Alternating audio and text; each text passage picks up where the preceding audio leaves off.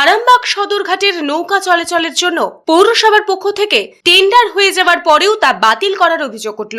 যিনি টেন্ডার পেয়েছিলেন সেই শঙ্কর মালিকের অভিযোগ, 18 নম্বর ওয়ার্ডের কাউন্সিলর প্রদীপ সিংহ রায় অন্যজনের কাছ থেকে টাকা নিয়ে টেন্ডার হয়ে যাওয়ার পরেও তা বাতিল করিয়েছেন। ঘটনার সূত্রপাত মঙ্গলবার। শঙ্করের অভিযোগ, বিগত 2 বছর তিনি সদরঘাটে নৌকা চলাচলের ডাক পেয়েছিলেন। তিনি ইতিমধ্যেই পৌরসভাতে 60,000 টাকা জমা করেছিলেন। তাকে নৌকা চালানোর জন্য কাগজপত্র দেওয়া হয়। বুধবার সকালে তিনি দেখেন অন্য এক ব্যক্তি নৌকা নামিয়েছে। শঙ্করের প্রশ্ন, টেন্ডার হয়ে যাওয়ার পর কিভাবে তা বাতিল হলো? আদৌ কি এভাবে টেন্ডার বাতিল করা যায়? সমস্যা বলতে আমি টেন্ডার নিয়ে আমাকে পৌরসভা থেকে এই বছর ঘাটটা দিয়েছিল। আগের 2 বছরও আমিই চালিয়েছি। 1 বছর 80,000 টাকা দিয়েছিলাম, 1 বছর 50,000 টাকা দিয়েছিলাম, নৌকোবাগি নিয়েছিলাম। 2 বছরই নৌকোবাগি নিয়েছিলাম। এই বছরও আমাকে অফিস থেকে ঘাটটা দেওয়া হয়েছিল 70,000 টাকা কথাবার্তা হয়।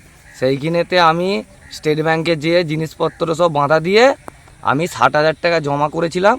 করে আমি স্যারকে বলেছিলাম, স্যার 60,000 টাকা আমি জোগাড় করতে পেরেছি, বাকি 10,000 টাকাটা 1-1.5 মাসের মধ্যে আমি দিয়ে দেবো। কেন আমি তো দীর্ঘদিন 2 বছর চালিয়েছি ঘাটটা, নিশ্চয়ই আমার প্রতি বিশ্বাস আছে।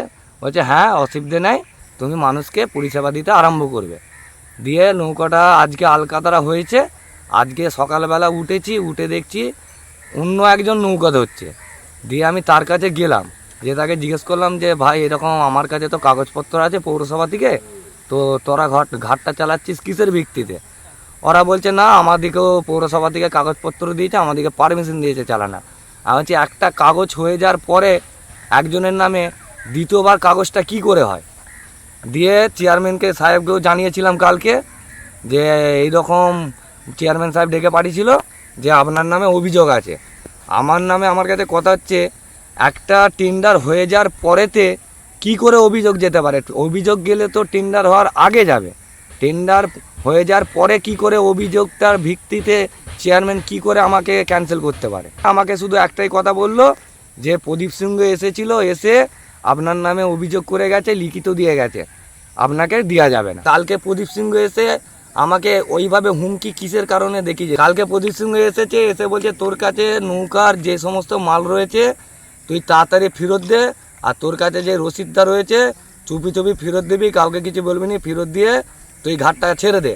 আমি বললাম আমি কিসের জন্য ফেরত দেবো? পৌরসভা থেকে চেয়ারম্যান আমাকে কাগজ করে দিয়েছে, আমার কাছ থেকে টাকা নিয়েছে, আমি কোনো মতেই ফেরত দেবো না চেয়ারম্যান না বলা সত্ত্বে। কেননা যেহেতু একটা ফাইসলা করতে হবে, আমার কাছে টাকা নিয়েছে, তারপরে তো আমাকে ঘাটটা দেবে না, আমি কিসের জন্য ফেরত দেবো? বর্তমানে সদরঘাটের নৌকা চলাচলের জন্য দায়িত্বে থাকা স্বপন প্রতিহারের স্ত্রী জানান, পৌরসভা থেকে তার স্বামীকে ডেকে পাঠানো হয়, তাকে ওই নৌকা চালানোর দায়িত্ব দেওয়া হয়। কি হয়েছে তা জানা নেই। স্বপন প্রতিহার হচ্ছে আমার স্বামী, তাকে পৌরসভা অফিস থেকে অনুমতি দিয়েছে চালাবার, তাই সে চালাচ্ছে, আজ থেকে চালাচ্ছে। এখন টেন্ডারও দেয় না, সে নিজে ইচ্ছা করে টাকা পয়সা জমা দিয়ে এসছে পৌরসভা অফিসে। তাকে কিছুই বলা হয়নি, জমা দিতেও বলে না, কিছুই বলে না, সে নিজের ইচ্ছা মতন জমা দিয়েছে।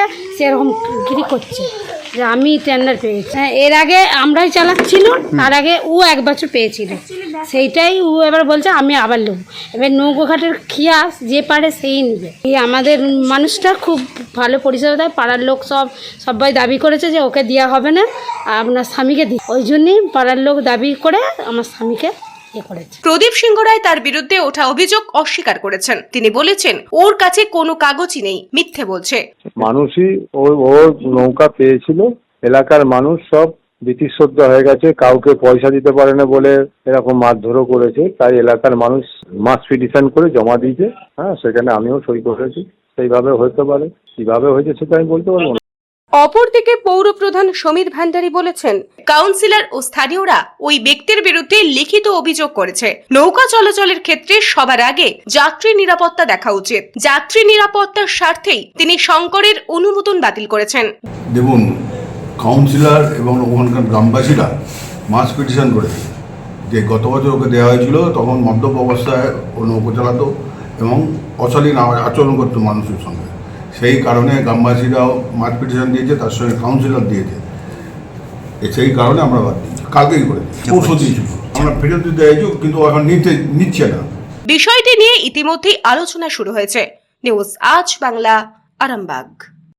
নিঃসন্তান হওয়ার কারণ স্বামী বা স্ত্রী যে কেউ হতে পারেন। আইভিএফ এর অ্যাডভান্স সায়েন্স আর এক্সপার্ট কেয়ার লক্ষ লক্ষ কাপেলের স্বপ্ন সার্থক করেছে। তাই বন্ধাত্বকে হারাতে আপনাদের অবশ্যই আসতে হবে আরামবাগ প্রাণ আইভিএফ ফার্টিলিটি সেন্টারে। এখানে চিকিৎসা করিয়ে অনেক দম্পতি সন্তানের মুখ দেখেছেন। আমাদের ঠিকানা আরামবাগ বসন্তপুর আমতলা বিবেকানন্দ পল্লী 2 নম্বর রেলগেটের পাশেই। মোবাইল নাম্বার 7865858781 অথবা 7908098172।